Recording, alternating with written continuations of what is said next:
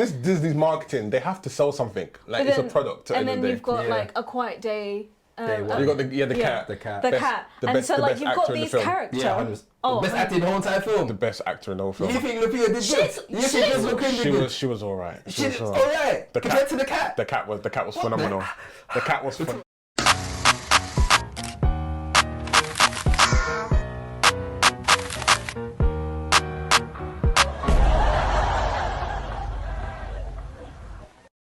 And on that note, welcome to the Outtake Show. Yes, people, welcome to the Outtake Show, the show where we talk about and give our outlandish reviews and thoughts within the TV and movie world. This is episode 45. You got myself, the host of the most, Young Man Jim is in the building.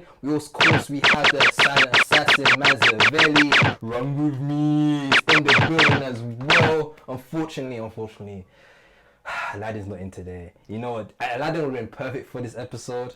What we're going about to discuss, but unfortunately, I think he's on a shoot, but he's just not available to come down today. But nonetheless, we do have a guest in the building. We've got a film critic in the building. One of those guys. He's been in the game for a minute now. I've been seeing all the work he's been putting through, and he's won it every single time. We've got Stephen Geekface in the building. Pew, pew, pew. I'm breaking the hell out of that button. Yeah, Stephen is in the building today. How you doing, my man? I'm good, man. I'm good. I always like these. I always get a bit shy when they do these intros, and they start saying some of the facts. He's been in the game for too long. Right, okay.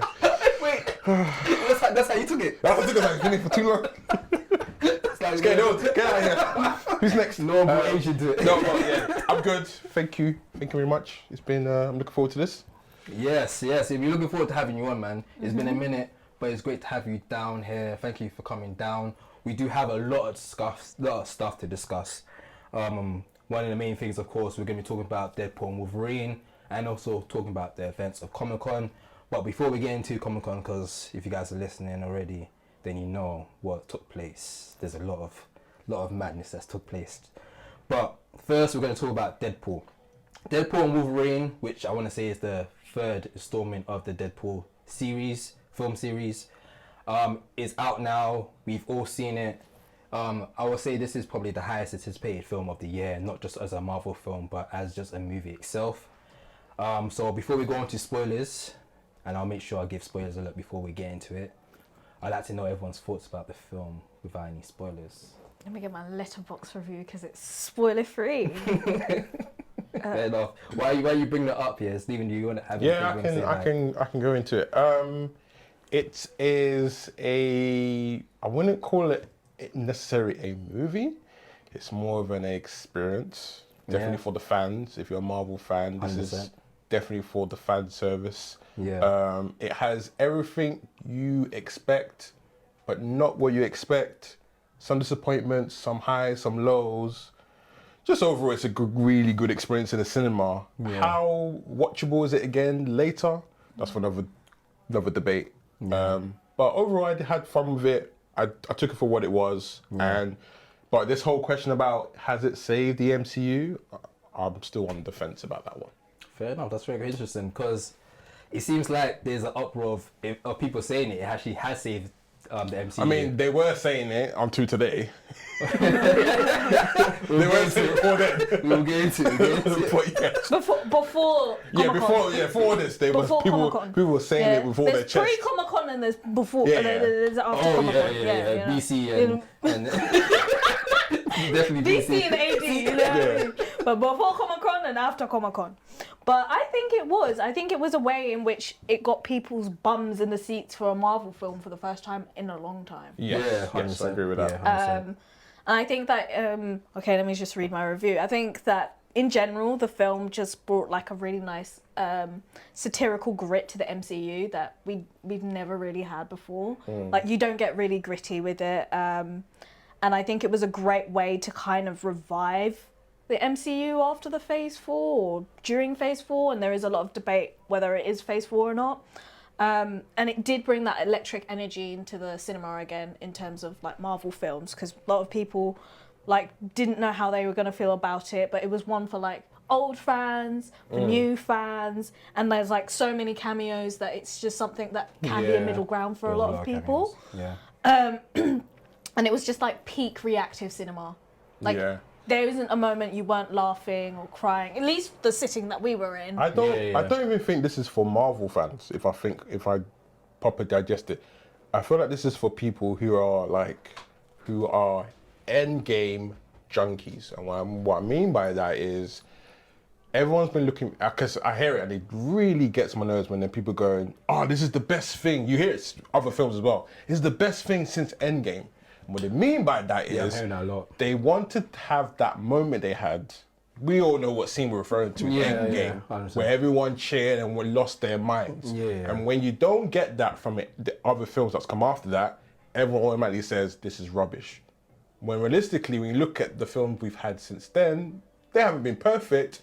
But other films before Endgame also haven't been perfect, but they didn't have the same critique because of Endgame. So Endgame to me has been a blessing and a curse to the MCU, because loads of people are just looking for that feeling again, not necessarily about the film. So that excitement, and that's when goes, oh, this is good as, well, this is the best feeling since Endgame or whatever the case may be.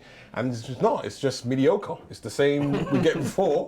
So that whole Endgame stuff, like, just so everyone's looking for that feeling. Same with what happened with No Way Home as well. Everyone was like, oh, that feeling, yes. And that's all it is. That's all people want now from these MCU movies. No one cares about them trying to build something, or, you know, if Marvel decide to take it this route and that route, or we're going to do something a bit wacky. No, just give me that Endgame feeling for all your movies. That's how we now critique it. 100%. I feel like this film alone, I like you mentioned No Way Home, because personally, I think I'm already on record saying that I don't like No Way Home for the fact that it felt more fan service than actual story. And what I mean is, as the fact that they had to bring in old villains because they knew that we loved them, to bring them back. So it just didn't feel like. To me, it's my least favorite Spider-Man film, just because it just felt lazy. To me, this film was more lazy than Spider-Man. I actually like Spider-Man. I agree with that, but I still find it lazy. Spider-Man No Way Home lazy. And I might be the only one, but I actually felt very emotional with Spider-Man at the end of the film. The ending probably was the best ending I for a got superhero really film emotional. I was just like, oh my I've seen it in a god, long time. no one remembers this guy. Yeah, he's just lost his aunt. I was proper like in wreck, and it was almost like one of those like sad happy endings. Like, he goes as Spider-Man, but his life has changed. I'm like, I'm looking forward to where this goes. So there were some emotional beats. There was some type of story.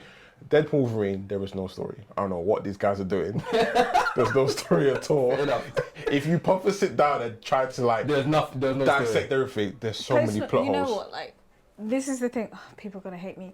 So you see how in A Quiet Place Day One, the animal has like huge impact. Yeah.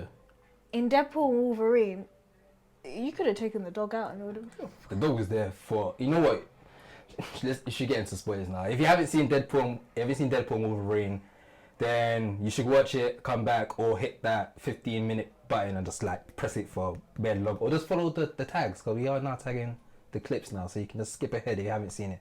But we're gonna go full into spoilers now. I think a lot of stuff in Deadpool and Wolverine was a mixture of fan service and merchandise. Memes. No, it's also just memes, because when memes are successful, that's when a franchise is successful. Yeah. It has that rewatchability, because then everyone's like, oh my god, that's from that meme, let me go and watch it again. And then I just see it as part of the Disney market engine that they have machine. Disney, please don't come for me. Please still invite me to your screenings, by the way. But I still have to say this. But every film they've done lately, especially after Endgame, sorry to bring up Endgame again, they've always had... Endgame's a marker. It's definitely a marker for Marvel, so it has to be something that gets mentioned. It has been very Disney-like. And what I mean by that, there's always some type of animal mascot in all their films. I'll go back to like Shang-Chi, great film. And then they introduced that character, was his name Norris or whatever, that weird little... he didn't have a face. Animal. Yeah, he didn't have a face, had just wings. They always bring some type of... They always bring some type of character Yeah. some kind of creature or some kind of pet. Captain Marvel had the cat. Cat. Yeah. There's always And then something. in the recent one, Yeah. the Marvels, it was kittens. Yeah, it was Goose, whatever his name is. I think it appeals to a younger audience. So they do that. They do that because they're gonna sell toys out of it. Yeah, some 100%. merchandise. That's Yeah. what it is. So I saw it for what it was. I feel like with that isn't just happening in Disney. That's happening quite largely in a lot of the cinematic universe. I mean, like Anatomy of the Fall. Yeah, they had the dog. Yeah, had the dog. The dog even went to the Oscars. Yeah, he went to the Oscars. He got nominated. Yeah. He got nominated for supporting. But they're role. not gonna sell franchise. They're not gonna sell merchandises and toys. I don't think for that film. Of Yeah, course. that's it. But they're using it as tools. This Disney's marketing. They have to sell something. Like it's a product. And then the you've got Yeah. like A Quiet Day. Day one. You got the cat. The cat. The Best- cat. the And best- so the like best you've actor got in the these film. characters. Yeah, 100%. Oh, Best actor in the whole entire film. The best actor in the whole film. You think Lupita did good? You think Schnitzel- Desmond Quinn did good? She was alright. She's alright. Compared to the cat. The cat was phenomenal. The cat was We're talking about before phenomenal. review. How did we get here? Nico and Schnitzel were on job. They came and said, No, we're getting Lupita our did check. good. You like when she was like dying and she was No. like shaking and shit. No, a character wind me up. Ew, why did she wind you up? I'm after this pizza. Yeah, I got the reason for it later. He's like, But, why she going yeah, for pizza for? Pizza. She's Anyway, dying, and I then- don't give a damn. Like, I'm going for pizza. No, You know, it was just a suicide no black mission, person though. is chasing pizza like that. I'm sorry, like it's not that deep. I'm gonna go get this pizza. I got it. I got why I did it because there was a meaning behind the pizza and blah blah What about blah. Quinn? What about Quinn's character? I don't know why he was even there. Why did he beg because like he's in New that? York. Why did he beg like that? That was weird, bro. Beg for what? That was weird. He was Like, scared. Man just followed her around. Bro, run! She's going. She said she's going to go and get pizza into where there's going to be nonsense. Man said, "Okay, I'll follow." Why? Why did you follow? I don't get it, blood. I think he even found a if connection with her. in what? In what way? I don't know. In what way? Somehow. We're going. I like We're that. digressing, I digress. but That like was in if the you film. look, if that's the power of the animals, that's the Look at power it. of the animals. That cat, man. That cat was hard, bro. Yeah, so like if was a you good look cat. at that, like the animals definitely have a really powerful impact. But in Yeah. Dogpool was like you And you could know really what? you could really take Dogpool out of the film. it, Yeah, and it would be the same film. yeah. Like, I thought he was gonna do something. He did nothing. He didn't do nothing. I thought he would get like a gun or like do didn't something care. funny and fight. I didn't care for much from it because he didn't do anything. He was just there. I just saw him as one of the variants, and that was it. And he was just there. It was there to be used to make jokes for Deadpool. Deadpool used it for jokes. Hugh Yeah. Jackman looked at it weird, and we move on. That's Yeah. It was just another ploy, and that was it. Done. I do have noted here a bunch of cameos on here. I don't have all the cameos. I just know there's ones that I kind of took in. So by all means, if you guys have anyone that you want to talk about, do let me know. I can have it in order from the ones that kind of surprised me the most. So the first one I hear is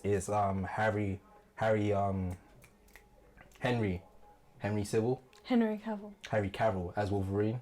Henry Cavill. Yeah, Henry Cavill as Wolverine. For a second, when you were saying Harry, I was like, you say Harry Potter. Yeah. I was like, even though he was meant to be, people wanted him to Yeah, be in the be film. Wolverine, yeah. They wanted him to be Patch, but he wasn't. But anyway, that for me was the biggest surprise. I did not see that coming at all. Same. And I had to tell you something. I think I might have messaged certain people, but yeah, the day I was gonna go and watch the film, like an idiot, I went on Twitter to go and check a message, and somebody had posted 2 of the cameos on there. So the surprise had gone a little bit. I was still surprised in the cinema because I just got lost in the sauce. But Yeah, call you a god. I was like, oh my god! And there was 2 really good ones besides that one, but the Henry Cavill one really shocked me. You know what? I reckon. So we were talking to this guy in the queue. I bet you he knew that's why he brought him up. Oh yeah, because he did mention him. He mentioned him as possibly doing like James Bond. He mentioned it a Yeah. few times. I was like, And I was like, Why James Bond? Why James Bond? And then he came up and I was like, now I see it. Now I see it.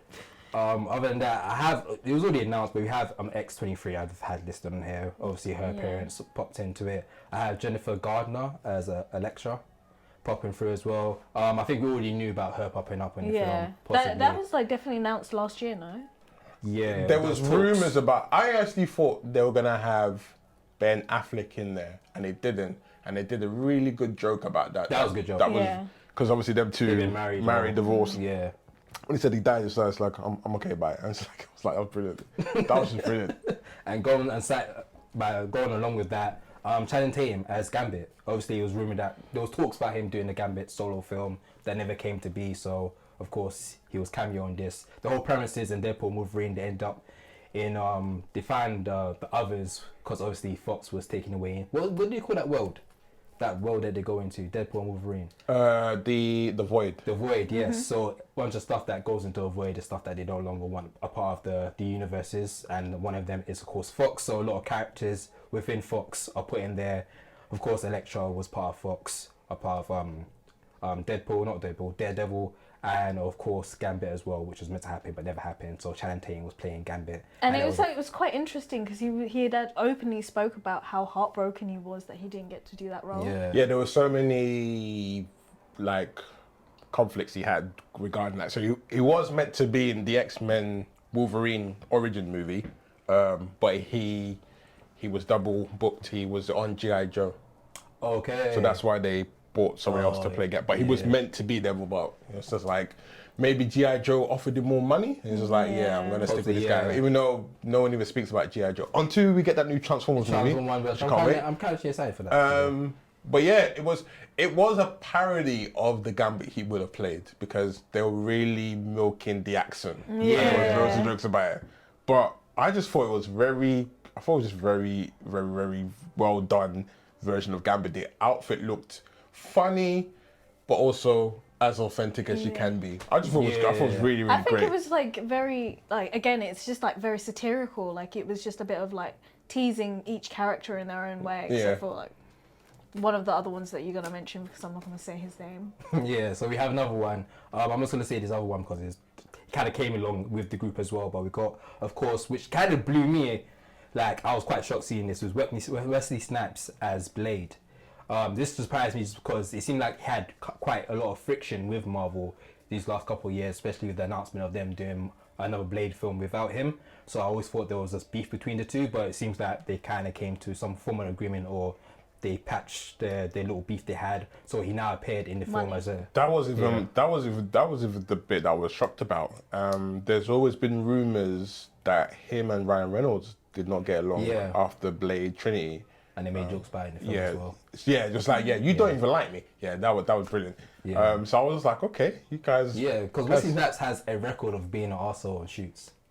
Not necessarily. I think it's been true. I think in the past as well. Not necessarily an arsehole, just being paid. I would say pay. I wouldn't say arsehole. I would say pay.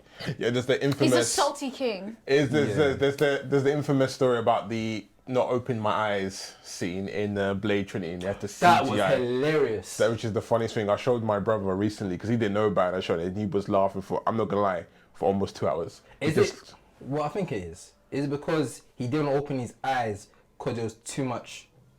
No, that's not it. I can't remember what the story. I can't remember the story is regarding to. I think he was beefing with the director. Or if you think he was just beefing with the whole production, he just hated the whole process of Blade Trinity. Yeah. And they were like, we need you to be on we need you to be on this bed. We need you to open your eyes. And he was like, well, Blade wouldn't open his eyes. Well, you need you to open your eyes. And he refused to open his eyes, so there's CGI eyes on him. And it's probably as bad as Henry Cavill with the mustache removal from the Justice League movie. I need to watch that again. So bad. I need to watch it again. I knew deemed that as being petty as it had been also. I didn't see it as petty. I mean, he got the job done in there, but it's just petty. Like, I refuse to open my eyes. I'm not opening my eyes. I'm Wesley Snipes. Yeah, I'm not doing this. You can get someone else to do it. I ain't doing it. But it was great to see him again, and it was good to see the little comedy reference referring to the film as well. So that was quite good. But a big one that actually had... Well, Wesley Snipes was the big one as well. Everyone was quite loud during the screening of it. Because I barked when this person came up. I actually barked in the I was excited. You made a dog paw noise. So I said, "Haroo." Of course, we've got Chris Evans as Johnny Storm / the Human Torch. Now, when it first popped on the screen, and I think a lot of people kind of experienced it as well, I thought it was Captain America. Until, of course, he said, "Flame on," and then turned into the Human Torch. But a lot of people already knew it was Human Torch because apparently his sleeves was already like... No, but if you watch it again, and why a lot of people thought it might have been Captain America was like, yeah, he had the blue sleeve, but then just right here was red. Okay. So watch it again, it's red. So like, why has he got red there? Yeah. Is it Captain America? Because obviously the colours and it wasn't. I I wasn't fully fooled because like he's acting a little bit like Captain America. He's been a bit serious, and then he said something, and I was like, no, this is Johnny. This is Johnny. This is a joke, man. Before he said before he said Flame On, he said something. I was just like, no, this is Johnny, and then he did the Flame On. Everyone No, he just went. swore. He swore. Oh, That was it. He did swear. He swore, He did and then swear. I was like, wait, but that's not what Steve would do. Yeah. Hey, Steve swore a couple times. No, he got onto. Remember what was it? Age of Ultron when he got onto Tony Stark for swearing, Yeah. and the whole film was just jokes about him. Oh yeah, but he swore in I'm bringing up this film again. I'm so sorry. Endgame. He swore in Endgame. He said, "Let's go and get this son of a bitch," and that's when they were going to go find Thanos, Yeah. which was like, No, but like this, I can't remember what exact swear word it was, but I was like, that's not Steve. Yeah. I was like, that's not very Steve-like. That's not very Steve-like. But that was a big shock to me. I didn't think Chris Evans would pop in, just because I knew his contract with Marvel was done. I thought he just wasn't interested to go back and do another film with them. But I guess that Disney bag is looking it's just a quick cameo. Like they don't spend months filming. He takes a couple hours out of his day. But also for like I would like to think certain actors just don't want to ruin the character that they built. Well, he's not playing the character he's built. He's left it alone, so he can come back. I think he finds. There's an interview a couple years ago as well, maybe just before maybe a year ago. They asked him about would you join Deadpool and play Johnny Storm? Yeah. And he was excited about it. He was just like, I would love to do that. Like, cause fair. he saw it as like we never really got to finish that series. We did 2 films and at the ended. I would love to do that character again. True. It's like, and he said it. So Captain America, I've done it. It's over here, but I'd love to go to that. So yeah. I agree he did. with it. I remember him saying that he wanted to do. Yeah. He'd be happy to do Johnny. Yeah. Again. Oh, fair. Because he really loves that character. That was the film that really got him to the whole Marvel. So yeah, he was down for it. So, and like I said, it takes a couple hours, well not couple, maybe a day or 2 days max, and then they're gonna buy it. It's not like nice little breeze. lengths and they have to get into shape. Paul wore like a bodysuit or something, and then they went home, and that was it. So. And like I said, it doesn't take away him playing Captain America. Captain America is that character. And everyone kind of knew that one of the Fantastic Four may show up, but just didn't know who. Yeah. I was thinking it was going to be Jessica Alba. We would love to see that, but we didn't get that, unfortunately. But, you know. Yeah, you all behave over there. Say again? Drink some wine. Oh, God. Shout out to Jessica Alba, man. That's all the cameos that I have. I don't know if you guys have any that kind of like took you out or surprised you while watching the film, or you just enjoyed seeing. I guess not. I was like, at the time watching, oh my God, yes, and this person's here. I felt like they were used to the best that they could. There were just little things, just me personally, that I wish they just changed a little bit. So I would have loved to see X-23. That's what I was thinking. In the outfit, potentially, like in a Wolverine outfit or some sort. Even her, like, it's in my ears, or did she not even have an accent anymore? She didn't have a. Yeah, I don't think she did. She just had like American accent. There was no like, where was, I forgot where a character was from. I don't know if it was like somewhere down South America. South America, yeah. She didn't have. I guess because also like. Because he'd given her a chance to have a normal life, she must have just ended up... change the accent? Yeah. No, just assimilate into American culture. Yeah, just adapted American culture full. Because that's what happens, though, isn't yeah, it? it does happen. But we'd have loved to... That would have happened. So a little nitpick. I can't believe they missed this opportunity. So, obviously, Blade is known for having this, like, main badass sword that he uses. Yeah. And there's a pose he does in the first Blade movie. This is just me nitpicking. I just wish I saw it. So in the original movie, he takes some people out and he does like a pose with the sword. It's like that looks like signature pose. Like that looks badass. And obviously he had this like, it looked like he had a machete in the movie. Yeah. And I just wish like Deadpool just gave him one of his katanas, just one of them, to Blade. And we would have really got that Blade feeling. It just felt weird him using this machete. I'm like, is he a roadman from Peckham? Why is he using machete? But I was like, I'll take it. It's whatever. It's cool. Fair enough. But the cameos, I think they fit well into the story and they did what they needed to do, except for the ending. The ending kind of peed me off a little bit because it was like, where are these characters like, oh, they're now, because there was whole thing like, oh, there's certain people, could you save them, please? They probably haven't gotten the worlds. Where did they go? We didn't get a scene of them going to the worlds or going somewhere else. I don't know whether they're saving that. No, didn't they say? Weren't they all in that world with them in the end? No. Did I imagine? No, it was just X-23 that they showed, but it didn't show. Yeah, they didn't show what happened to them. We don't know whether they got How did saved. X-23 get in there? There's a lot of potholes in this. How the hell did the universe just balance out? Well, this is I had this conversation. Apparently, apparently the rule is, which they haven't really made it clear, that once a world has been wiped, it doesn't exist. Because you know the whole thing about like if someone doesn't belong to that world, then it's like a what's the word, incursion. Yeah. And it's not, and things start tearing apart because that person's not meant to be there. However, there's a rule that if one of the characters, their world doesn't exist, they can go to somewhere else, and it doesn't ruin the world. That's why they were going to take Deadpool out of his world and take it to the MCU. It wouldn't affect the MCU because we're going to get rid of your world, but we can take you into the MCU and you'll be fine there. Yeah. So that's what they tried to. It wasn't explained properly. It wasn't explained at all. But yeah, that's what I got from. That makes a lot more sense. I don't think it's a cameo because he's actually just one of the main characters, but Paradox. Oh, you mean Paradox? Who's Paradox again? Are you talking about Pyro? Yeah, the guy from the timeline. The Guy jig. from the timeline. The one that caused the main guy. Yeah. That's his name. His name Paradox. Oh shit, his name is Paradox. My bad. Who's that guy? I forgot who The guy that from is. Succession. Have you seen Yeah. Succession? Mr. Darcy from. But Pride and Prejudice. is he from Loki? It's not from the Loki series. No, is it? he's meant to work for that same. He works for the. Oh yeah, he works for organisation. TVA. Yeah.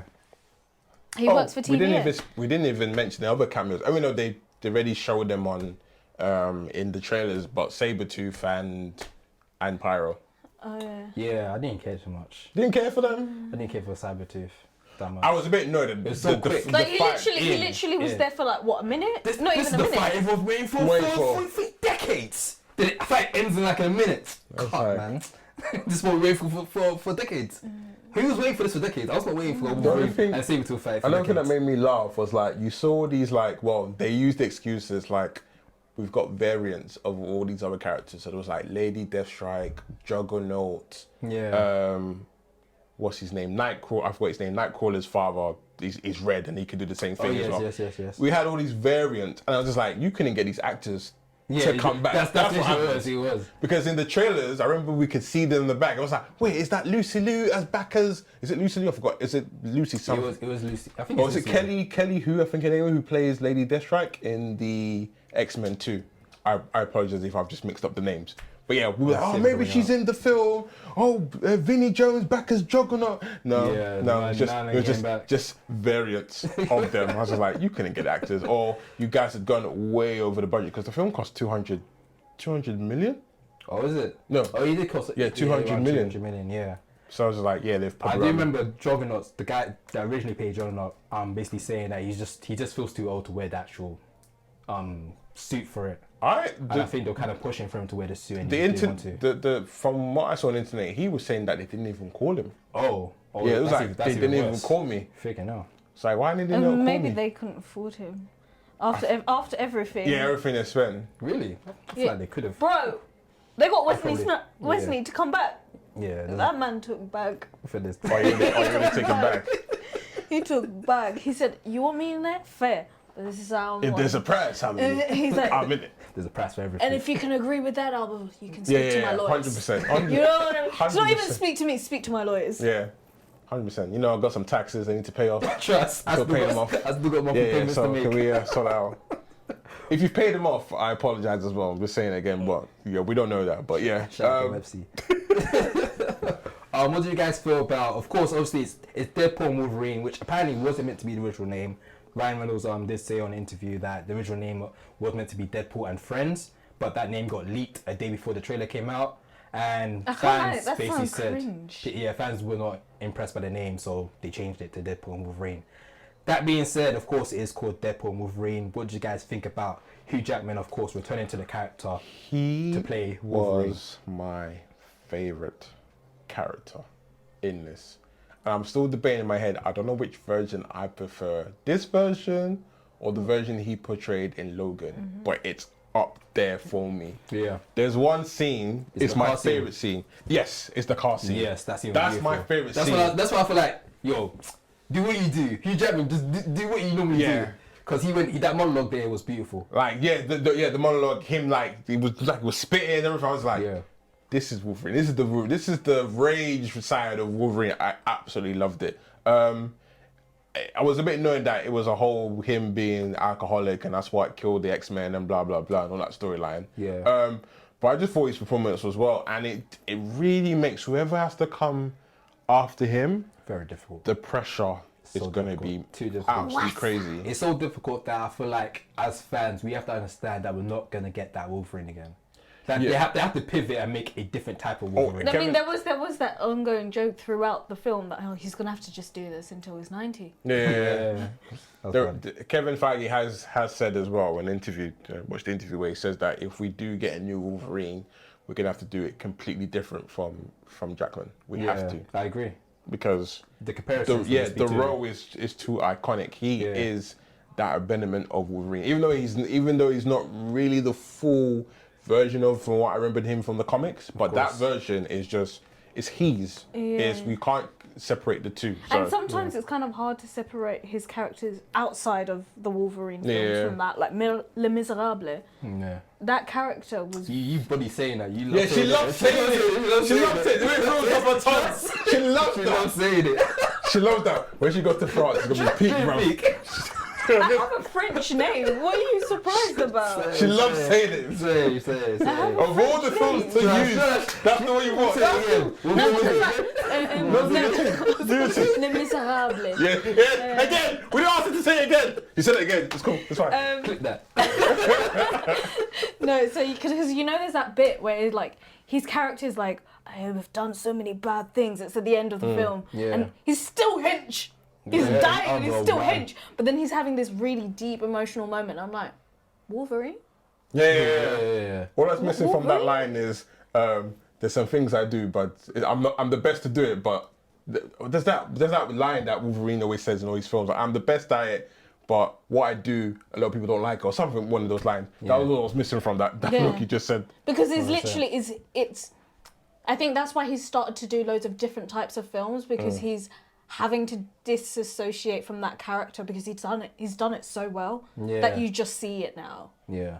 So I think it'll be quite interesting to see how they like change Wolverine from this. Yeah. Would you guys want to see him do Wolverine again at any point? I mean, if he Or does you think it, it's cool. over? If he doesn't, I'm cool with that as well. I'm not one of Don't these force like. my guy because he's already talked. He's literally said, "Oh, I've had the worst training to get into my Wolverine Yeah, I do body." feel sorry It's- for him how he has to train because he is a elderly man. Like he shouldn't be doing these type of workouts. Come on, man. He Respect arms it. no, but it's not. Elderly, It's Man said the elderly. He's Okay, not he's elderly, he's an so- older man, 55, and his arms are wham like that. That's not. I don't think that's healthy for you at that age. Alright, cool. I guess we're not inside of it. But how do you guys feel about? So of course he did Logan, and Logan was directed by James Mangold. Yeah, James Mangold. He was director is quite upset. Obviously, this Logan might be the last Wolverine film. That's not the case. Wolverine's back. He believes that. Well, he's shown his energy or his thoughts towards Marvel as a whole, and believe that's not good storytelling. Of course, Deadpool and Wolverine is doing quite successful. I'm sure it's going to hit 1 billion. People are saying it may hit 2 billion at any chance, but it seems like from Rotten Tomatoes and from critics along the park, it seems like fans love it, but movie critics dislike it. What's your guys' thoughts on that? I feel Seems like there's a that's, divide. that's always like the case though with certain films. Like critics are always really critical of it, and then the Yeah. fans absolutely love it. Yeah. I mean, look at like what's it, Scorsese saying, "Oh, like I don't like all these films. They're like they're thought like parks." they're just like they're like thought parks," and it's like okay, but like a lot of them are based off of mythology. Yeah. And a lot of them bring seats into the cinema, which is what's keeping you bank Yeah. and helping you make your films because production companies have money. Yeah. So I feel like it's easy for them to be critical of it, but they need to acknowledge that this is what the cinema is right now and this is what people need. Yeah. I agree. Yeah. Going to you mentioned previously about the James director Mangold. Yeah. not being happy about the whole thing. I don't think they did anything disrespectful to Logan. Yeah, they made a joke about. Really, they brought his skeleton. Yeah, they brought the skeleton back. Yeah, but they didn't use that version of Logan. So in my eyes, that Logan character is that Logan character, and he's dead and done. So that story. So if you didn't watch this Deadpool, like you can watch, you can have it. Look, basically, You didn't need to watch Logan to watch this Deadpool. No, that's that too. But what I'm saying is that when people are like, "Oh, you've ruined my character," look, you don't need to watch Deadpool and Wolverine. You can just end it with Logan. Yeah, true. This one doesn't need to exist to you. True. It doesn't affect anything that happened to Logan. You can that avoid character's still dead. Yeah. He's done. Like, so when you're like, "Oh, it's affecting the character," you've already said it's a variant. Like, it's another version of this Wolverine. It's not the same Wolverine as your one. So, I don't know what you're crying about. And you're right about the whole, having to, they keeping bums in seats and helping Hollywood keep on going, because Hollywood is struggling right now. They really, really are. They are. Another thing that really drives me a bit nuts is when we have, critics complain about a Marvel film.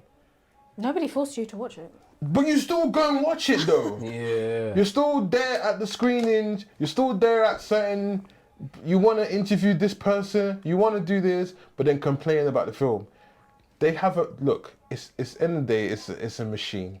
The machine knows what they're doing. It's working for them. Sometimes it doesn't work, but for the most part, it works for them. They're not going to change it. That's like there's certain films I never go in hard about the movie. I know what it is.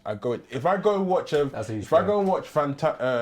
and Furious movie, I'm not going to expect it to be a Christopher Nolan movie. I know what it is, and I just watch it for what it is, who the audience is for, and I saw The Guardian, and they gave the new Deadpool film a 1 out of 5. I'm like, A 1 out of 5. Yeah. Wait, that's the same. A 2 or 1. One of the. That's the same rating as they gave. Was it in Back to Black? There's no way you're putting those two together. You can't. But I'm like, the people who read The Guardian, or the people who work for The Guardian, obviously that film is not for you. So I don't know what the issue is. So end of the day, everyone has their opinions, and which is rightfully so. But just know what film you're watching, who this is meant for. Yeah. And just move on. Like this whole oh my God, Marvel films and blah. This.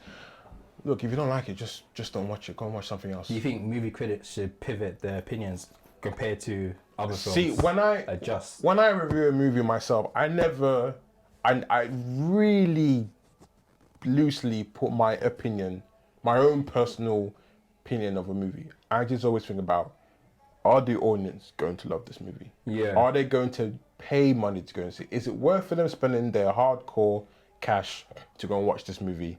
That's what I always think about. I never think about me personally. If I was to rate it me personally for Deadpool and Wolverine, it probably will get a 2 out of 5. Yeah. That's just me as a critic. But I'm thinking about the audience, the fans who are going to have a good time, and it gets a 4. That's why I gave it the score I do. I always think about them. I know who it's for, who they've made it for. They're not trying to win an Oscar. They're not trying to go through that audience. They know who they're going for, and that's it. And everyone's just deal with it. And if you're part of the audience and you accept it for what it is, and you have fun with it, cool. If you don't, that's also fine as well. But don't cry about it. Yeah, it's like it's so boring. It's the same conversation we're having every time as well. Yeah, 100%. All the time. It's just boring. Just go away. I think it's gonna be a constant battle. I like to give a shout out to Hashi from Small Time Critics, because after he watched the film, he gave his take about the movie, and I just want to bring it across on the pod because he gave his rating out of 1 to 10. He said as a movie critic, he will give it a 7. As a Marvel fan, he will give it an 8. So I do want to ask you guys, I think we all know the answer to this, to be fair. Is there a Marvel bias? I think it's different because when you have Marvel fans, there's certain expectations that need to be fit into that critics aren't going to be looking out for. True. It's the background knowledge. It's making sure that the powers are as accurate as it was in the comic books and all of that kind of stuff. Yeah. It's kind of like you don't get a Sundance film critic to rate anime. It doesn't make sense. It's not within their same genre. So I think you need to have that background knowledge, and I don't have it to that extent on the comic book knowledge, but I know enough to say, okay, this was definitely one's fans, and it wasn't for just old fans, it was for new fans as well. Yeah. So I think I get what he's saying.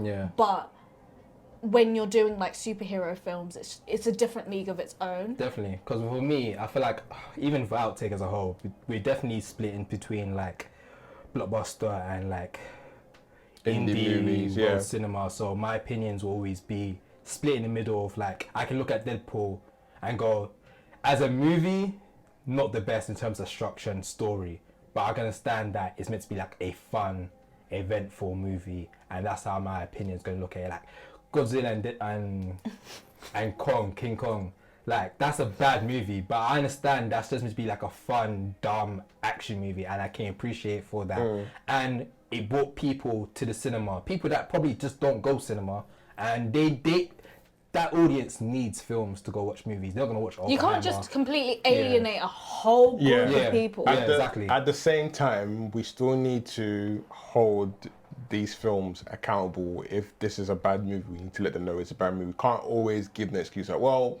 it's for the audience and it's fans, because that just like what film where they just it's bad. No, that's a perfect example, and I'm going to bring this guy up because he annoyed me this week as well.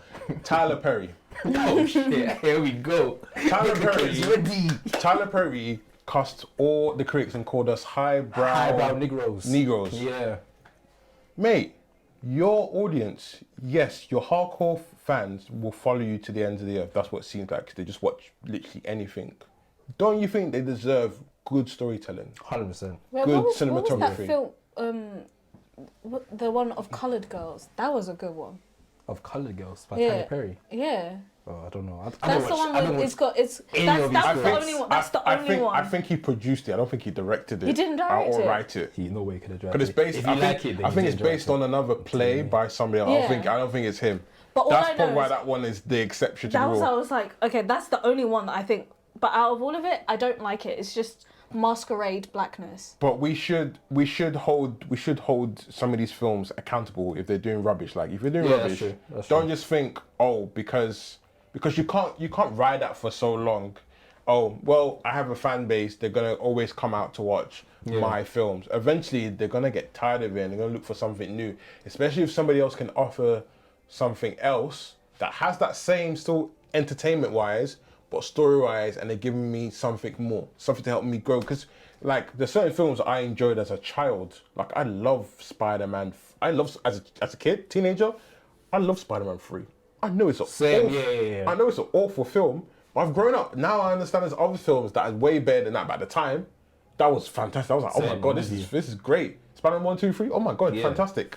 But you have to grow. Your audience grows as well, and you have to grow with them as well. You can't just give them the same thing every time and just think, well, yeah, it's fine. They're gonna come and see it. That's laziness, and that we don't need. We don't need laziness in anything. So I hope I think Ryan Reynolds is a very clever man. If they decide to make another one, I think he will hear the critique that he's heard from people. Yeah. And I think he will take it like, okay, what can we do to make sure the next one is better?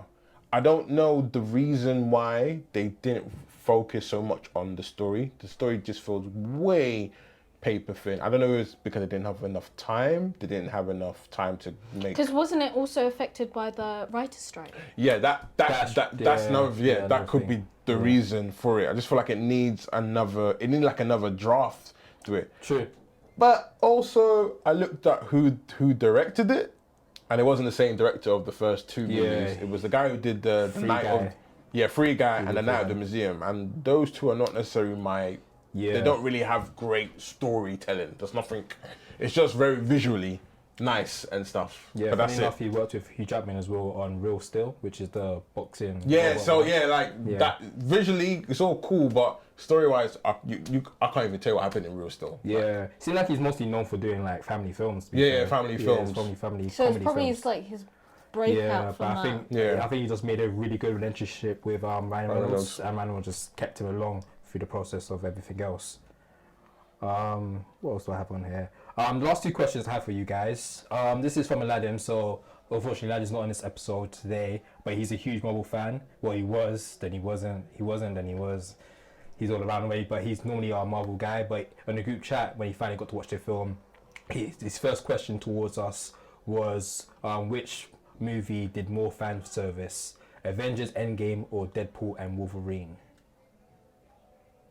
I think in terms of storyline, Endgame, but in terms of really putting Marvel back and putting seats in I would say, Wait, the question is, which one did more for fan service? Yeah. It's definitely this one. Yeah. Definitely this film. This film was all about fan service. It wasn't about anything else. They didn't have a story. It was like, what can we do to get the crowd going nuts in the cinema? And that's what they seem to be doing. That was it.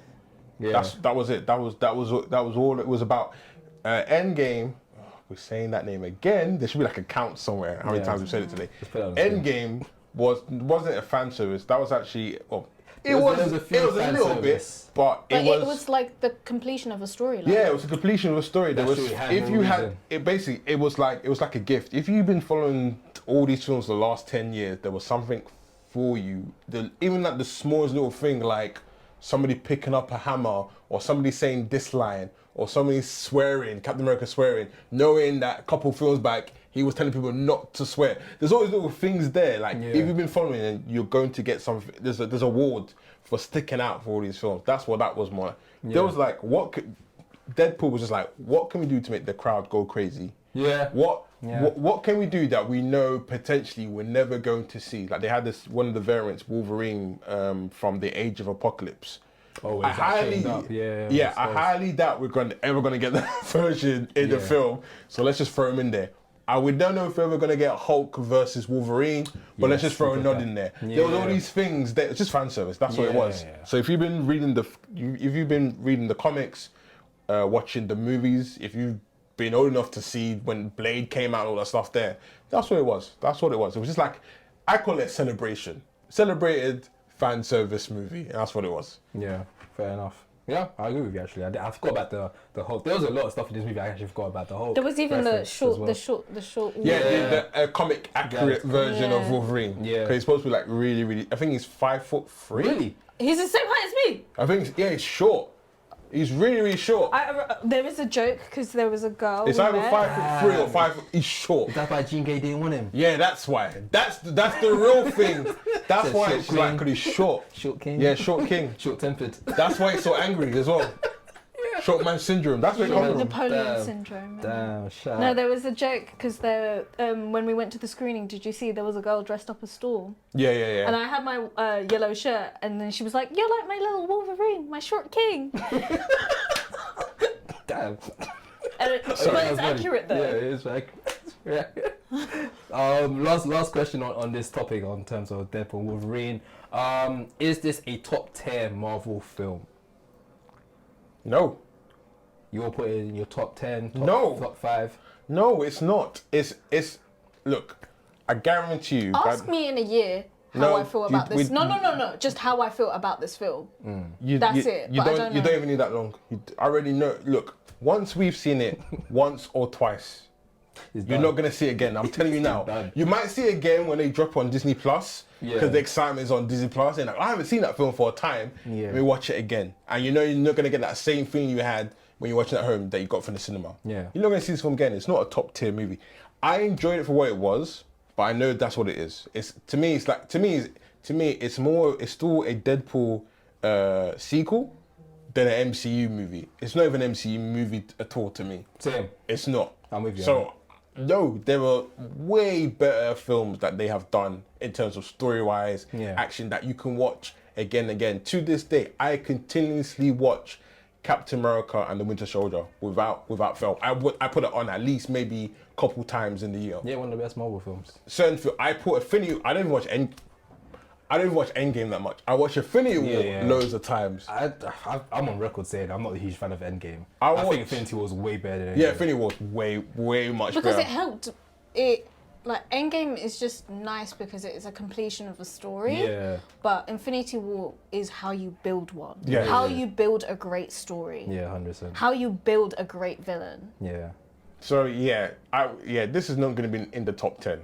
Maybe top 20. But not top 10. I can see it top 20. Top 15? Maybe not. Plus, I could probably put it top 15. I have to go for the list. Actually, I don't know. Maybe not talk out of turn. Because, like you said, I feel like my relationship with this film is I enjoyed it for what it was. I enjoyed it how I watched it. Of course, watching it with a group of fans. Obviously, when you see certain characters, everyone's cheering. Obviously, I don't think every cinema is gonna have that type of experience. Some people will be like, why are people like shouting because of this guy with black glasses wearing like Who's that? Like, because you have to. Blade Blade came out Cool. quite a long time ago, so like a Shout lot out of to people Blade. don't know who Blade is. So the experience of the film is what my rating makes it a good, decent watch. Once I watch this film again, I don't think I'm watching it for Yeah, you're not watching it again. Like, and I'm gonna watch it again only because there's certain stuff I feel like I missed. Yeah, that's it. So I just need to watch it again to just refresh my memory or go, okay, I think I missed that scene. Or I didn't even remember that scene even happening. Yeah. And then after that, I think I'm done. I think that's generally how I feel about Deadpool films. Like, it takes me it's not something I'm gonna look to watch in a year or two. Yeah, like even I need a minute. the last two movies, I only watched it again because this one was coming out. Yeah. I only watched it for a very long time. I mean, because even back then with those ones, which has the same problem with this one, is that there's so many jokes in this film. You're still laughing from the one you heard 10 minutes ago. They didn't hear the other jokes, so that for that reason you're gonna watch it again. So you go and see the jokes that you missed. But after that, no, there's nothing in it to go, I need to watch that again. Like, once you've got the excitement out of your head, you know what? To really get an idea of how much you really love this film, go to like a really early showing, like 9 o'clock, 10 o'clock, where there's no one in the cinema, I think that's and go and watch it, and then you get your real feeling about that film. Yeah. Because there's no crowd making noise. It's just you focusing on this movie, and then you tell me you don't need a year. You're gonna find in a couple of weeks if you really love this movie. I already know it is. I gave it a high rating because I know it's gonna just bring excitement, and I had a really good time. But I know what it was. Yeah. And that's it. And we'll move on. We'll move on to other things. It's got people excited again. It's got people talking about Marvel again. Speaking of other things, I knew you were going to do this, Andy. Yeah, that's a good way to end things. Of course, on other news, is breaking today, not today, or last night. Of course, it's the annual year of Comic-Con in San Diego. They normally have Comic-Con where they have a bunch of all the different panels with different production companies announcing the different films they're having for the next couple of years. And of course, last night from recording, Marvel or Disney had their panel and they spoke about a couple things, and they mentioned Thunderbolts, Fantastic Four, which is going to be Fantastic Four First Steps. The cast members appeared on screen. But the biggest news, of course, is the announcement of them doing Avengers Doomsday and Avengers Secret Wars. The Russo brothers, who done the last Avengers movies, are returning. But the big news is that the big bad, of course, is Doctor Doom, and it will be played by Robert Downey Jr. And during his announcement on stage, he mentioned new mask, same task. And I want to know your guys' thoughts of Robert Downey Jr. playing Doctor Doom. we've already had this conversation. I laughed. I absolutely That's your laughed. first reaction, you laughed? I laughed. I was like, It's going to be a good podcast. this is gonna Let's be get it. this is gonna be so fun. And I laughed because I could hear a wave of people crying about it as well at the same time. Yeah. And I was just like, you know, it was so quick. Just a couple of days ago, everyone was screaming, the MCU is back with Deadpool Wolverine. And then literally in a couple of hours now, oh, I don't know where they are, man. I think they fumbled the bag. I know what they're doing. They've ruined everything now, man. Oh, no, man. I don't think it's going to work. Oh, MCU, man, just when they had it, now they've lost it. Oh, it's good. They sound like DC. And I just thought it was just funny.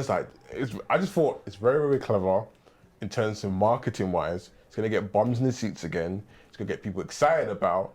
And it's got people forgetting about Kang as well, which I thought was very clever as well. Because that was supposed to be the next film. Yeah. And we're like, well, Kang what are we fantasy. going to do with that? I mean, we all had theories that the way they were going to get rid of Kang anyway was to bring in Doctor Doom. Yeah, that's the talks of. And it's like, but who are they going to be in? And they're bringing someone that everyone knows. I think more people are excited about this announcement, especially because the fact of he's really done he did these serious films. Yeah. He's got his Oscar. Yeah. Trying to come back to the back. Yeah. You know what, yeah? It's Before I coming even to ask Matt's first opinion on it, I think Robert Downey Jr. is probably one of the best actors in the world. And the reason why I say this is because for him to do the Marvel stuff and like be one of the best actors in the superhero stuff, leave and then go back to like what you would call serious acting. Yeah. Get an And Oscar. win an Oscar, then go, you know what? Let me go back over here. I've never seen any actor do this. I did laugh though when they said the Russo brothers were saying, obviously who we're gonna play as Doctor Doom? Oh, that was some BS. the greatest actor, and I was like, I still went, what, Denzel? Well, Denzel Washington's playing Doctor Doom. They were like, oh, That would have been crazy as well, by No, the I'm way. not gonna lie. I thought they should have got. This is not racist. They should have got someone black to be Doctor Doom. Nah, no. Could be weird. nah.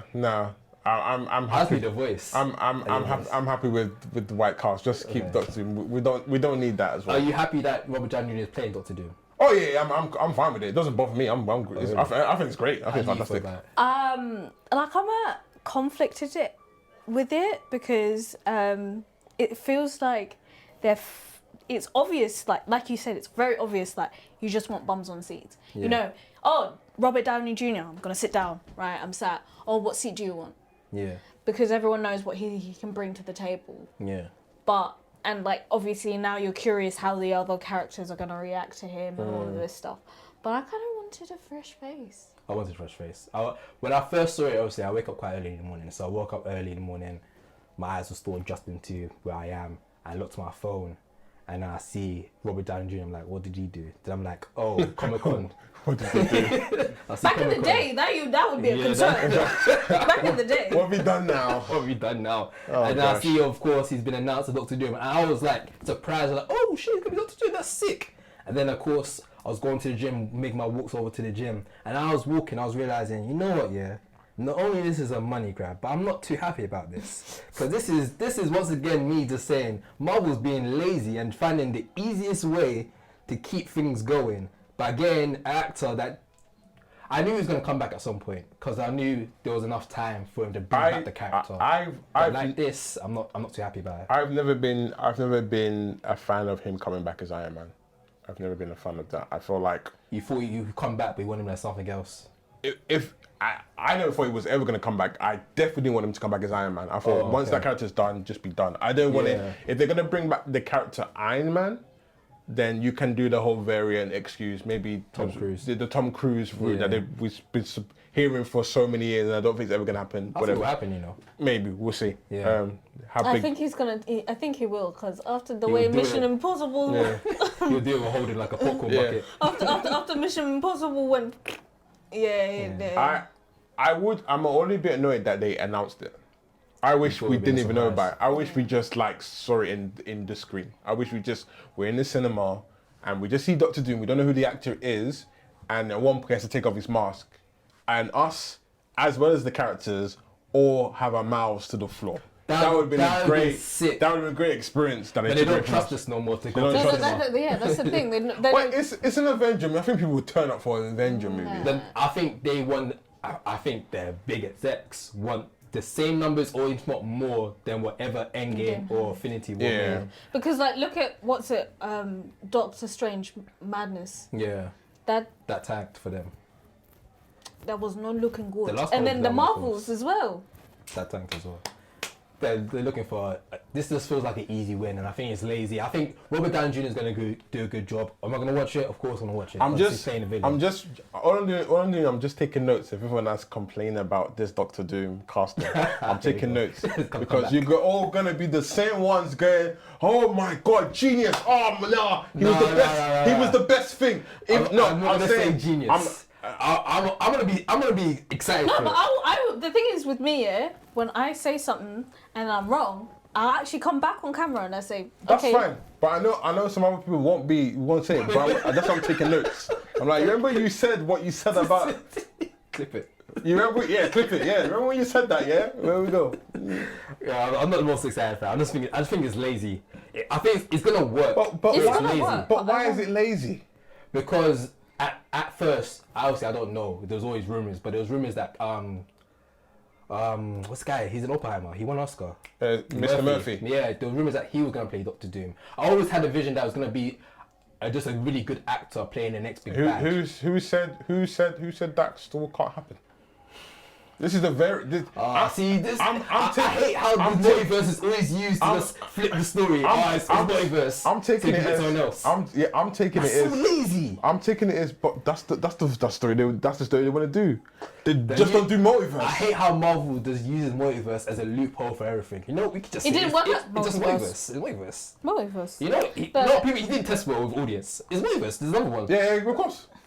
That's why they did what they did with Doctor Strange. Yeah, I'm not Multiverse. impressed. That's why I find it funny. That's why I find it all funny. It's like, what can I'm we? not liking this. To me, this is it just feels very sci-fi. It just feels very like this is the type of stuff that comics would do. And I think there is a comic where Iron Man where Iron Man is Doctor Doom. I forgot the name he gives himself, and I just thought it was like a really cool nod to Chris Evans playing the Human Torch. Yeah. And if we were to ever get him back to see that rival again between them, because we had that rival between Captain America and Iron Man, and then see it again with Human Torch and Doctor Doom, with the characters. Because they're also in the same universe, aren't they? Well, we don't know. We don't know what universe. We don't know what universe they're gonna choose because they're such lazy writers. They're gonna think what makes sense to the story. Just the possibility of them probably again on the screen together, having some type of rivalry again. I think that's clever. Like I said, I'm looking forward to see how the other characters are gonna write, like Spider-Man, how he's gonna write the scene. No, wait, I know you. You're this guy. No, I'm not this guy. I'm that guy. Stark. Yeah, it's gonna be hilarious. It's gonna be fun. It's happy as well. And it just makes me feel like if they're doing this, what the hell are they going to do that we don't know about? I'm excited about this. The possibilities right now is endless. That's what I'm seeing it as like. So I'm just looking at the positive about this. And like I said, I know it's lazy, but if he doesn't work out, admit it is lazy. If it doesn't work out, we just get rid of you and we just bring out the next guy. Oh, look at this. Look what Marvel does, bro. We just get next person. And it's gonna work out. And like I said, I just want people to save their disappointments and their feelings until we see a trailer. How do we know that this is just what he says he's playing Doctor Doom, but how do we know if we're gonna get multiple Doctor Doom? We don't know. There's so many things we don't know. We just saw him cast and everyone's lost their mind. Go, oh my God, this is not gonna work. This is shit. How dare they? How dare you ruin it? You've ruined Iron Man. No, Iron Man is fine. He's dead. He's calm. Don't worry about him. It's another character. I just think it's fun. It's gonna be fun. It's funny. Yeah, I know. It's just funny and wacky. I'm split in the middle. One side of me is like I said before, super lazy. There's no creativity whatsoever with the character. Another side of me is like, we've got a sick actor playing a villain, and we're gonna get Doctor Doom. So I'm here for the roller coaster ride. But do you know what's weird as well? Yesterday I was listening to MF Doom. Unagi. Shout out to MF Doom, RIP. But why is it fully lazy? Because I can see how an Iron Man could be a Doctor Doom. I can see it. I can see it, but like you said, if it was a prize, I think it'll be good. But for this being used as like the promotion for it, and like bringing it back, not just any actor, but the actor for Marvel for this show. Yeah, because because isn't he the highest gross character for the MCU? Oh yeah, he's the highest. 100 the highest paid. Because they could have just announced that we got Doomsday, and then probably showed us like, I know, a concept art of what it would look like, and that would have been enough. And then we could have waited for the trailer, and they could have shown it in the trailer if they wanted to. Like at the end, like he just walks up. We don't know who the actor is, and he just takes his mask off, and they're like, "Oh shit!" That would have had me faint on the floor. Because you're like, "What the fuck?" I'm getting goosebumps already. What the hell is going on? Like, what do you mean? And they don't tell you anything.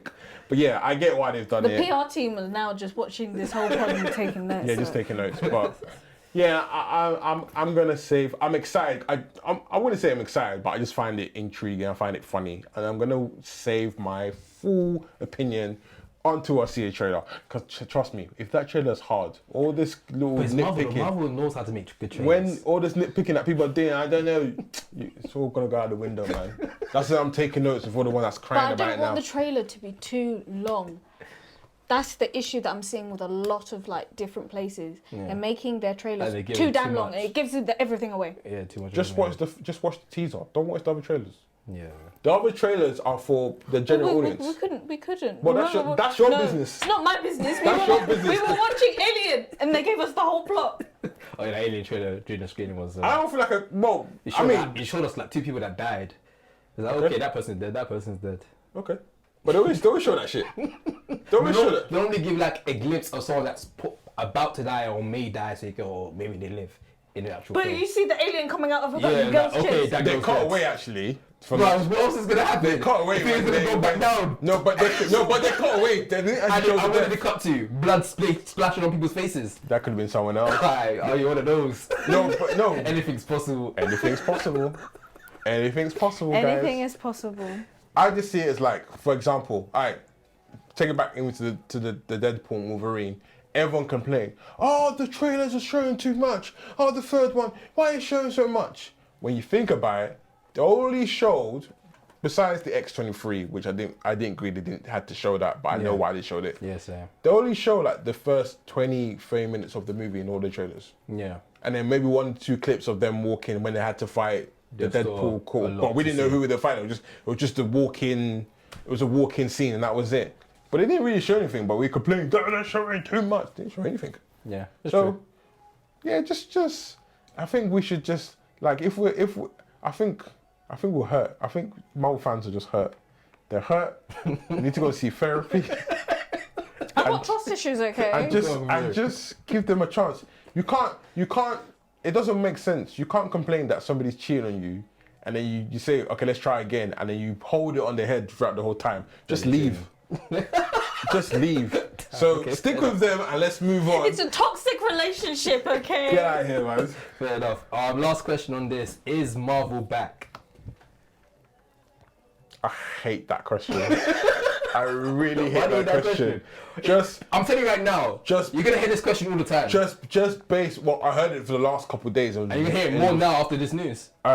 Because the Deadpool Wolverine, people already jumping saying Marvel was back, the MCU is back, and I was like, well, based on what? Because you got excited that you saw Blade. Yeah. No, Damn. that's not. Well, Why are they back? There was no story in that one. Relax.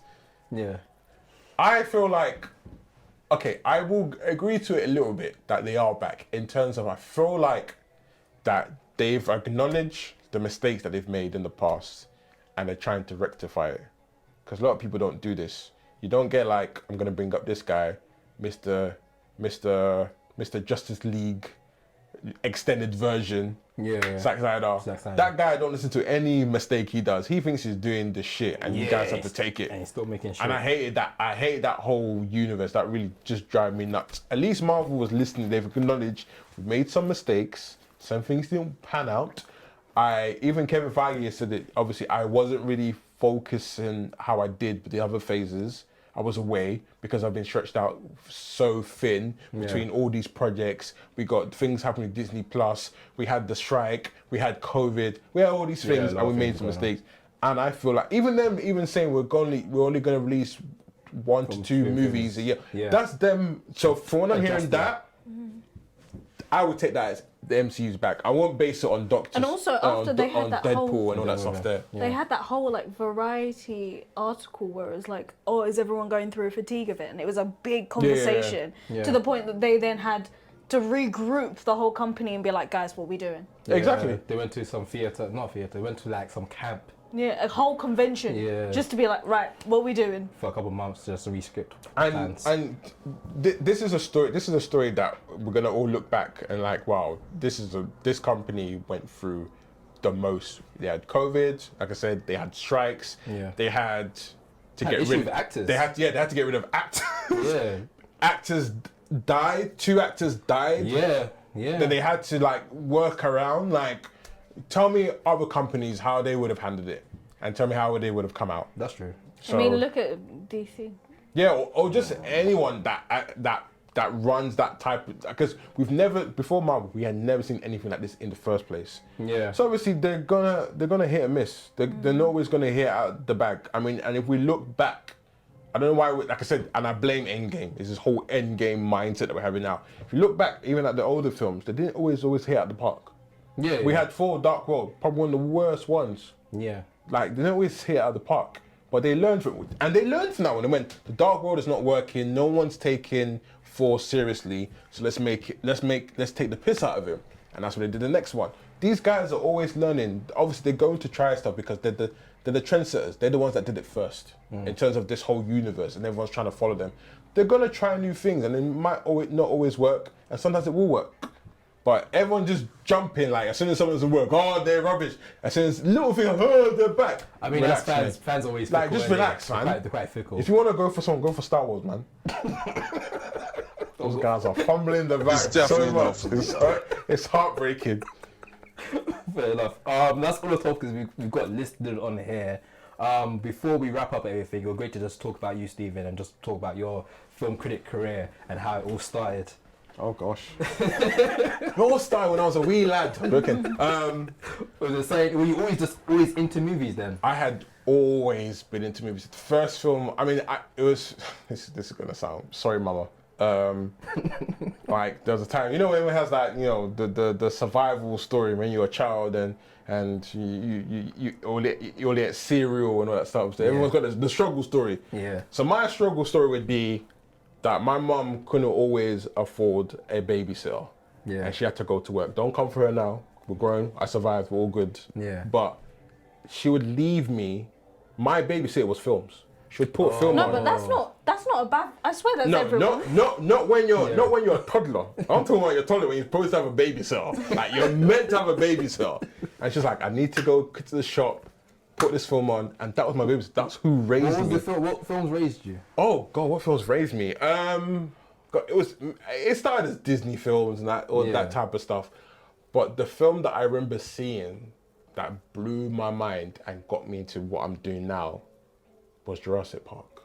Oh really? That's what the first one. That's original, the first film I remember. I was excited. We're going to go and see it in the cinema, and I had never, and I think a lot of people had never seen anything like Jurassic Park. And I was like, what? Like now we take it for granted, like Jurassic Park's this silly franchise, but no one had done anything like that, and that blew my mind. I was like, so you can do. So literally, it was like, so you guys are doing what books are doing. Yeah. You guys are just making anything that you want and bringing it to life, but I can see it. Yeah. And I can come here again and see it again and again.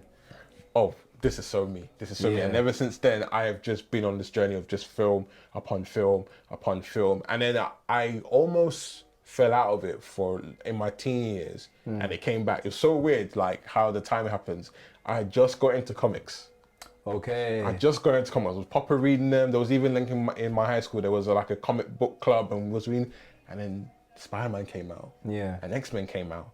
And I went to go and watch them. I was like, oh my God. And then I got back into films again. I was like popping into films. I did film studies. I went to college, went to uni, did film production. So I've always been in film. And this was like a hobby, just talking about films online, doing blogs and stuff. What led you to do the blog? What led you to realize, you know what, I want to give my opinions it was just, online? You know, I think everywhere I've gone, like even like in my workplace or where I've worked for this company, I just seem to be the guy that's always talking about films. Yeah. It's just like, you're always talking about it. And someone made a joke like, well, just go make a blog. Stop, like I feel I'm having a really bad day. Just go and do a blog. I was like, you know what? Maybe I will. And I've always had like, well, people have said, I don't know, but I would say, but people have said I've got a very weird personality on the screen. So I was like, yeah, why not? And then you got YouTube, you got there's different platforms. And there was people that I did watch online that did inspire me as well. So I was watching people like, there's a guys in America called Double Toasted. I was watching them guys. I was watching the Nostalgic Critic. I don't know if you guys are familiar with him as well. No. So I was loving how they were mixing comedy into their critique. Yeah. So they were making it entertaining. And then obviously the great legends themselves, Siska and Ebert, who were like these legendary critics who did it first in terms of having a visual presence. Because before it was all written, but they were the first to do it on a TV screen that people would follow, and I used to watch like clips of it online. Nice. And it just started there, and then it just led to like one thing the other, and I was doing reviews, and then I had a friend who invited me to like one screening one time because he had a ticket, and I didn't even know that this thing even existed. It was what film? It's funny enough. It was what film was it? It was Aquaman. Aquaman. Look at the references. Aquaman, and I was like, wait, there's a world where people, critics and journalists all come together to watch the film early and all the stuff there. Yeah. Oh, this is definitely me. And I was like, okay, let's take this really, really seriously. And then start working for other companies, and someone told me to make a video about this, to promote this film and that stuff. And then just been doing that. It's been I think 5-6 years now. Oh, sick. And I'm still learning with some highs and lows, but I'm enjoying If you could give every yourself moment. any advice, knowing what you know now, what would you give yourself? Trust the process. Yeah. Keep going. Never look at numbers. Yeah. Just think about impact, and just keep going. Just keep going, and don't lose the passion for why you're doing this. Like you have to ask yourself, why am I doing this? Yeah. If it's to just chase numbers, if it's just to get, to do a deal with Walkers, for example, then we're in it for the wrong reasons. 100%. Because it needs to be about the movies. Yeah. That's why we're here. It's the movies. That's why you're doing what you're doing, because you love movies. You love talking about them. It's not about all the other stuff. Other stuff is an extra benefit that we get, but we love to talk about movies because they mean something to us. They're not just something we just put on. They change our life. They change our mood. They help us escape from everyday life, because life is hard. So I love cinema. Yeah, I had my missus, when we first started dating, she was shocked. I was like, so what are you doing today? I was just like, oh, I'm going to the cinema. And she quickly made like, wait, who are you going with? Yeah. I was like, oh, I'm Go going. by Oh, myself. there's no one else. Yeah. I just go by myself. And she was shocked. Like, you go to cinema by yourself? Yeah. I said, and you should try it one time. It's really fun. And she tried it one time. Solo cinema is amazing. And yeah, and that is my escape. I just switch off from everything and just watch the film. and just watch the Go film. into the story. I will admit that sometimes what we do does take away a little bit of that movie magic that I had, there's moments like that. because you're having to like, oh, Analyze. I need to do 5 reviews, and this film comes out, and that almost becomes like a chore. We need to go and watch this. Yeah. Where it's just like, you know what? It's Friday night. I finish work. Let me go and watch a movie. Like Yeah. I miss that feeling, and sometimes I do go and just sit down and appreciate like a crowded cinema to watch any movie, and just seeing people's reactions and getting an idea of how, because sometimes you get lost in this, like you miss that world because you're in this other world with the same people that you speak to, and we're all like agreeing with each other, but you need to remember the other, the general audience who watch these movies. So that's why when I see certain things, when people are complaining like, oh, they're doing this, why are they doing this? It's like, well, I'm not trying to sell to you. Yeah. They've already got you. You're trying to sell to the others others, yeah. because they need to make money. It's still business at the end of the day. Yeah. Someone needs to pay the bills. They need that audience. You guys can complain, cry about it. But you've gone and watched it, so Yeah, you're going to watch it. I already know you're going to watch it. So we're going to put. This is why we used to make jokes about, oh, how come all these like comic book characters always have their mask offs? They always take the mask. They're like, why did you not just stay in the mask? What are you doing? Yeah. Well, we need people to know that this guy is in the film. Yeah. We need, because his face sells. Yeah. I mean, a And perfect sometimes it example. helps the story as well. Yeah. We need to see the emotion of the character. Yeah, exactly. to sell- Like, what film flopped because they refused to take off the mask? Dread. Oh yeah. Fantastic movie. That film was hard. That's a fantastic movie. He refused to take off the mask, or was it just the No, story? the character of Dredd, they never take off They the don't have mask. to take off the mask. Yeah. So the actor who is Carl, his name? he's in The Boys. He's the main lead in The Boys. Yeah. Is it Guy Carl that plays Urban? Butch, he plays Is it Butcher. Carl Urban or Carl something? I apologize. I always forget names.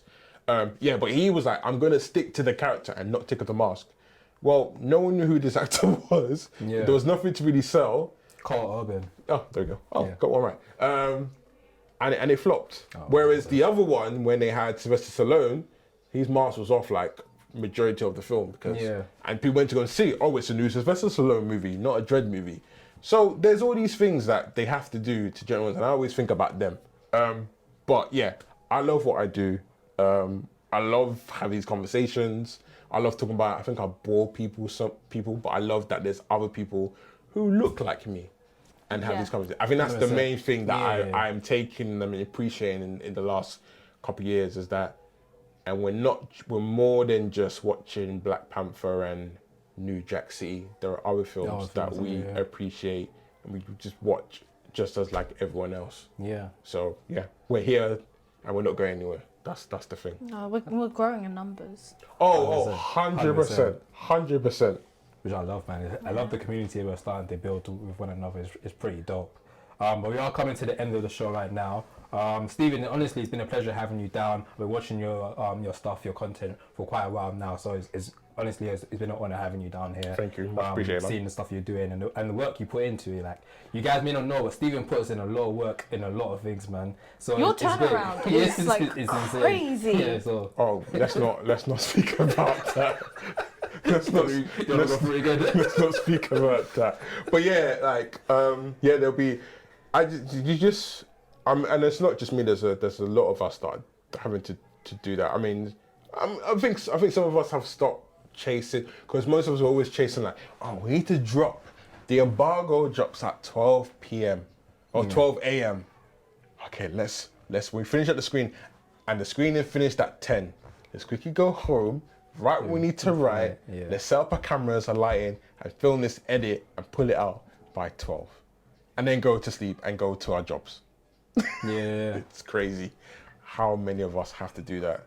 And this is why, to me, it's not about numbers again, it's about just doing what we love. It takes a lot of work. I enjoy it, but yeah, it's a lot of work. No, it definitely is. I think it's a balance, I guess. There's goods and there's bads, but we really enjoy the goods, so we go through it 100%. all the way through.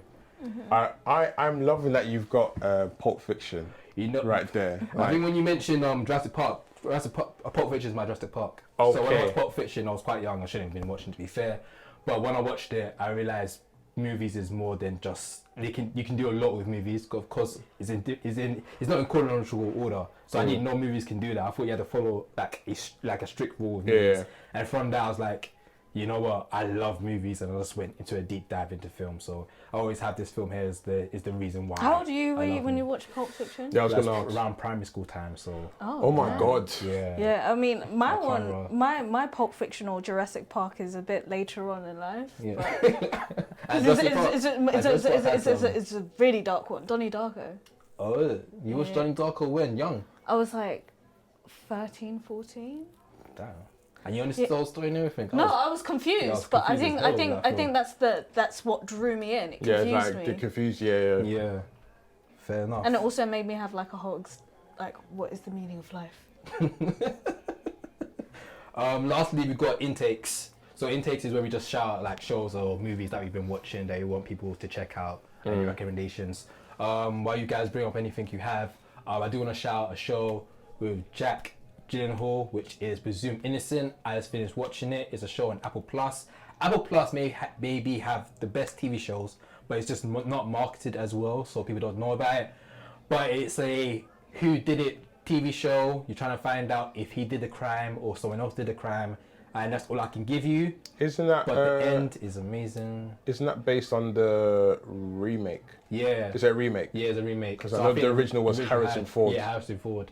I will say the story is different than the end of the film or with the original film. So you have to be like, it's gonna have the same ending. No, there's a huge plot twist, and that's what I'm gonna say about it. But it's on Apple Plus. The season's completed, so and it's a one and done season. I think it's got renewed for season 2, but it's gonna be like a anthology. We're gonna do different actors for another court case. But it's on Apple Plus. You wanna check it out?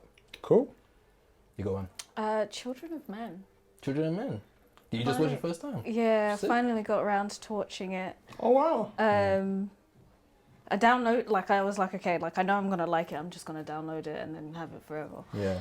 And yeah, I kind of liked the fact that while it was like a very happy ending, it was also like an ending. Do you know what I mean? Yeah. It's not this like, oh, it has to be continued, Yeah. or like I really like those like type of storyline where you don't have to have a continuation. Yeah. If they make a sequel to this film, I'm punching the production company because I really like that. Like in film and TV, their storyline ends. It doesn't have to have this continuation. Yeah. I'm one of those people, like even I recently rewatched Triangle of Sadness again, And the person I was watching with, they were like, I don't know if I like it or not. I'm really annoyed by the ending. And I was like, yeah, but it's an ending. Yeah. It is an ending. It's a very good one at that. Yeah. And that's what I like. Yeah, so like those are the two things that I've been watching recently. Also watched another one about. Hold on, let me get it up on Netflix. You got any recommendations while she brings it up? I mean, not really, but I was when I was on the tube and I've been traveling because it's been over the place this morning. I was watching a film I hadn't watched for I say maybe 2 years back now, and I used to watch it religiously all the time. And it's an oldie film. So if you want to watch an oldie film, just want to watch a film where it's just like Hollywood just lets them do whatever they want, and it's like a really fun adventure film. It's a film called Big Trouble in Little China. Oh, it's got Russell. Kurt Russell. Yeah. I need to watch that. It's a long film, isn't it? I think that's on my list. It's not a long film, and it's not a short film. Yeah. But I think you enjoyed the ride of this movie. I need to watch that film. It's like it's a detective. It's not a detective movie at all. It's an action adventure movie mixed with like not sci-fi, more of like mythology and magic. Yeah. And it's a film that has inspired many other ideas. Even one of your favorite video games, Mortal Kombat, is inspired by this movie. Oh, really? And once you watch, you know what parts of it. It's very retro, it's very 80s. It's just all over the place, just wacky. Yeah. But visually, it flopped. It really flopped when it came out. And I think maybe now it's had like cult classic status now. But yeah. it's just one of those films where just like I appreciate like when filmmakers were just allowed to just do whatever, and there wasn't like a producer on their head going, "Hey, you're spending too much of the budget. Can't do that." And I just miss those days, and I miss it. And it's it's special effects, but not overly special effects like CGI. And some of it is puppetry and all that stuff. It's just that old school of filmmaking. So if you just want to see something from back in the day, with that, it's underrated. Another great film from Kurt Russell. Kurt Russell had a lot of really good movies that were stinkers in terms of box office success. Yeah. Check that out. Cool. Yeah. Yeah, I think that was on my list of films to check out, so I definitely would give that a watch. I might even watch Shout Out Children in Men again, because I really enjoyed that film, especially the car scene, the camera just rotating around. Oh yeah, that was just crazy. Yeah. But thank you guys for watching. Thank you guys for listening. This is the Outtake Show. This is episode 45. Of course, we've got Maggie. We've got our guest Stephen Geekface as well. All his social will be in the description down below, so do check him out. Yeah, until next time, guys. Peace. Adios. Peace.